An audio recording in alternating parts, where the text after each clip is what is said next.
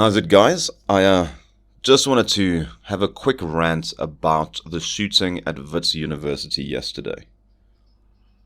Well, assuming yesterday if this video goes up as I'm recording it. Look, there's not much more to say about it than that it's disgusting on all fronts. There's actually barely a single angle from which I can look at it that doesn't disgust me. The police, I don't know how little control. I mean, I suppose I do. We all know that the cops in this country are incompetent and unaccountable, and the one feeds into the other. If nobody's going to hold them to account, why on earth would they practice competence or restraint? It's laughable. And I have sympathy for the police to an extent. They're undermanned and overstretched, and this country needs a lot more than we've got. But no, there's no excuse. The man who was shot, right? Mtukhozi Ntumba, he wasn't even a part of the protest. He was leaving a clinic at the time that he was shot and killed. And he wasn't shot and killed immediately. He was shot and he took a while. Not a long while, but he took a while to pass. How on earth did that situation happen? How did he not get help sooner? How was an innocent passerby the only one that the police killed? Not that they should have killed more than that. They shouldn't have killed more than that. But if one person was to die, how on earth was it that it was a passerby? How poorly trained are our cops? Well, we all know how poorly trained our cops are. This is just an illustration of it, and we've had many. And Beki Ngele and his... I've got no words for him. He's useless. All of them are useless. And then there's the students who, let's be honest, they share responsibility for this. I'm sorry, but you're going to be... How did the fees must fall movement go the last time? You set fire to universities, you stirred shit, you got in everybody's way, you were disruptive, you broke the law, you got violence. Did the fees fall?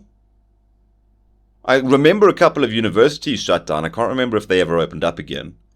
But the fees didn't go down. Nobody got what they wanted, really. Except for, the nation's antagonists. But otherwise, nobody won. All of us are losers in situations like that. Now you're going to try and revivify that movement. You're going to try and bring it back to life, this grand failure. And this is the stage that you're going to set. You're basically going to stand on the back of a dead man to try and relaunch this stupid movement, this stupid, doomed, failed movement. And who are you kids voting for? Not only are you in the streets basically bringing your fight to your fellow citizens because you haven't taken it to Parliament. You were at the university and you were on the streets. That's who you were fighting with. The university who cannot just forgive your fees because they have operating expenses. So if the money's going to come from somewhere, it's going to have to come from above them. And then you're in the streets where you got somebody shot. Somebody who had nothing to do with it. Somebody who'd actually successfully gone through the journey that you guys are fighting about. Somebody who was on the other side. Somebody who was ready to contribute to the nation. To contribute to his family. I don't understand. It's frustrating as hell to watch. And I mean, we're gonna get the investigation, which is gonna lead nowhere. I can't remember where the Marikana massacre investigation led, but we ended up with Cyril Ramaphosa as our president, and let's not pretend that his hands were clean in that whole matter. Apparently we don't care. Apparently in South Africa we don't care that our leaders like to murder us. As long as somebody can blame it on race, and that is the other angle from which it has to be looked, is the response of the South African on social media. I'm hoping to hell, or whoever's listening, that the Twitter mob on South Africa does not represent the average South African. I have to assume it doesn't, because as I've mentioned before, I become a raging arsehole on Twitter, so I'm just going to assume that the same is true for everybody else. But it is still inexcusable to turn the killing of this individual into an opportunity to race bait and grift. No, he was not shot because he's not white. My God, that's insane.